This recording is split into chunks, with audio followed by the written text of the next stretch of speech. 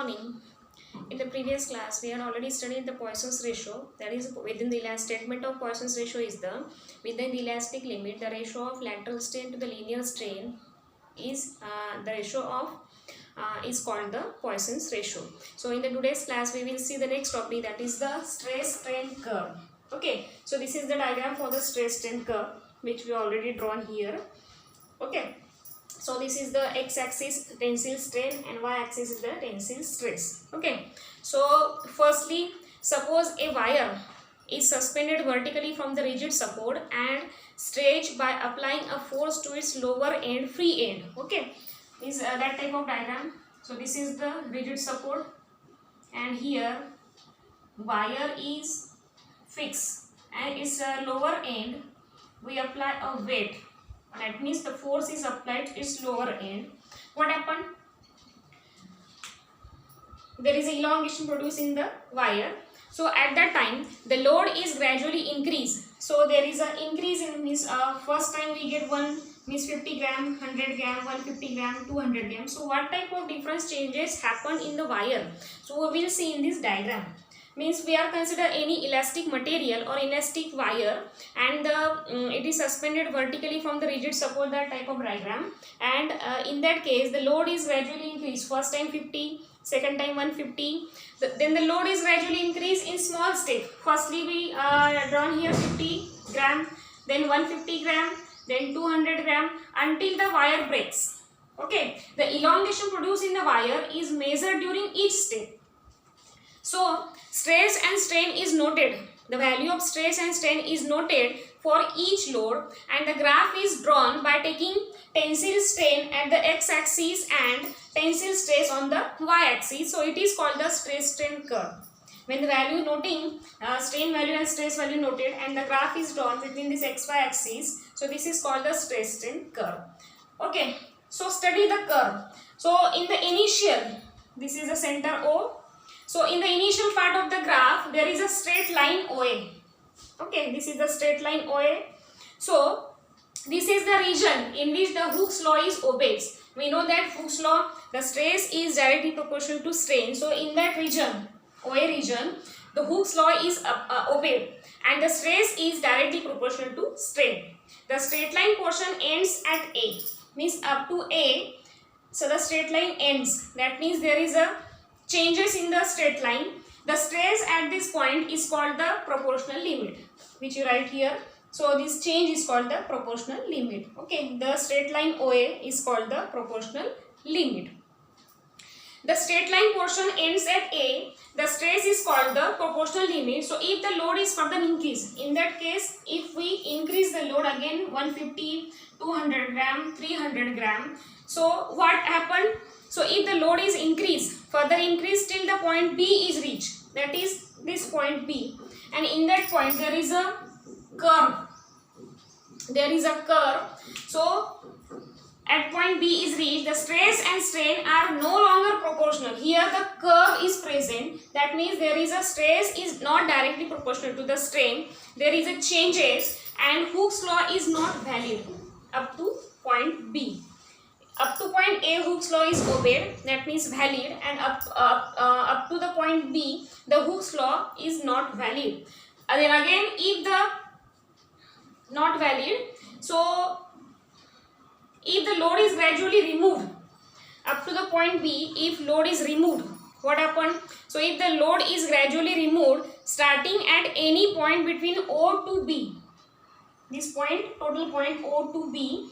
So if the load is gradually removed starting at point B, O and B, what happened? The curve is retraced. That means until the wire regain its original length. Means here changes produced up to point B, and if we remove the weight, total weight gradually, so there is a retrace of the curve until the wire regain its original length. That means the this change is reversible. Okay. This OB change is the reversible change. The material of the wire shows elastic behavior in the region OB. That means this change is the reversible. Means we can increase the weight, we can decrease the weight. There is no any difference between on the wire. That means it is a reversible process. the material of the wire shows elastic behavior in the region OB.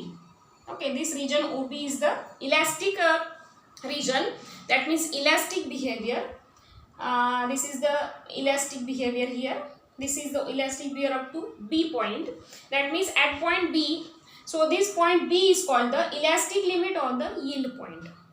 Okay, the corresponding point is called the elastic limit, or point B is called the yield point. Okay, then again up to the point B, means again when the load is increased, here firstly we increase the load up to B point, then again decrease, there is a reversible change, then again in front of B there is a load increases. So it's when the stress is increased beyond the point B, the strain continue to increase, means here the strain increase, stress also increase value.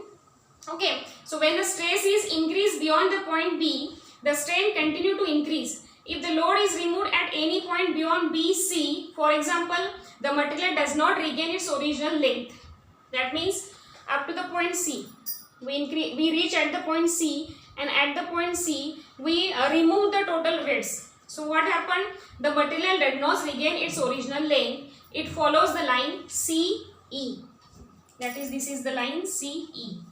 Okay, at point C to E.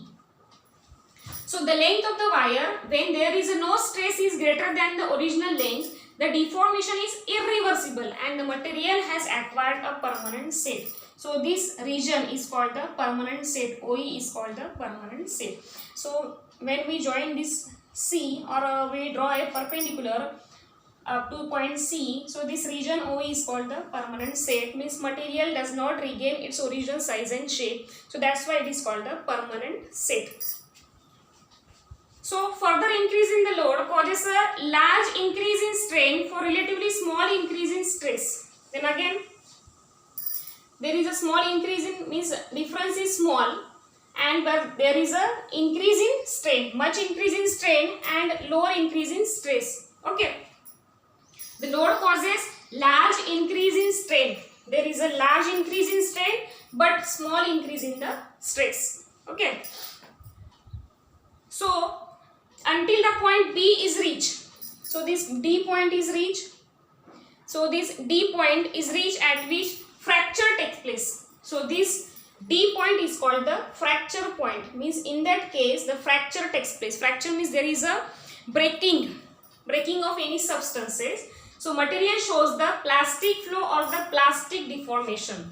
That means the plastic behavior, where we know that plasticity means plasticity which does not regain its original size and shape after the removal of external forces. It is called the plasticity. That means the material behave as a plastic.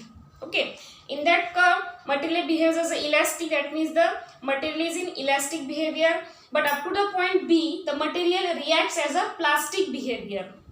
Okay, so the curve described above shows all the possibilities for an elastic behavior and the plastic behavior. So for example, copper, aluminum and silver exhibit copper, aluminum and silver exhibit this type of behavior.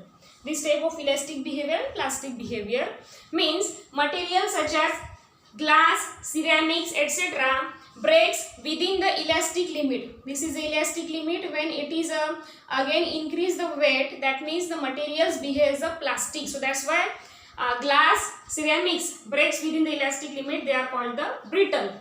Okay, means that type of material which are break down within the elastic limit, it is called the brittle metal. Then there is a ductile metal, that is the malleable method, depending on the properties, that is where a plastic behavior or elastic behavior.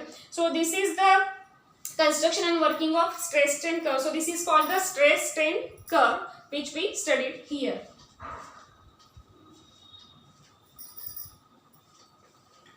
So I hope you all understand here. This is the first one is this OA is the straight line. It is called the proportional limit. Means OA is called the proportional limit. Then OB is called the at point B. This is called the elastic limit, and point B is called the yield point. Then when the weight is gradually increased, there is a large means load is gradually increased. There is a increase in strain, much increase in strain, but there is a small increase in stress. So this point is called the this case is called the plastic behavior. And when we again gradually increase the load, so the point D is reached, where at point D the fracture takes place. That means the material get breakdown. So in that case there is called the fracture point. Point D is called the fracture point. That means here OA is called the proportional limit.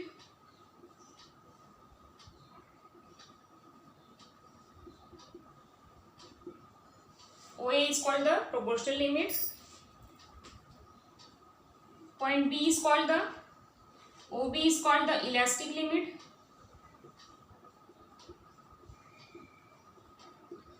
Elastic limit. And point B is called the yield point.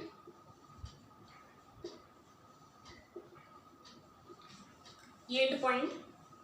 Then OE is called the permanent set.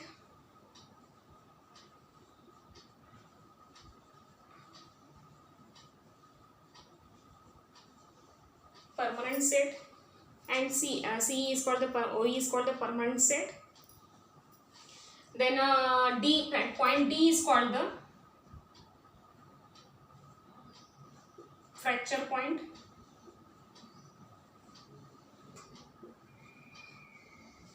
And this point where the fracture point takes place, this is called the breaking stress.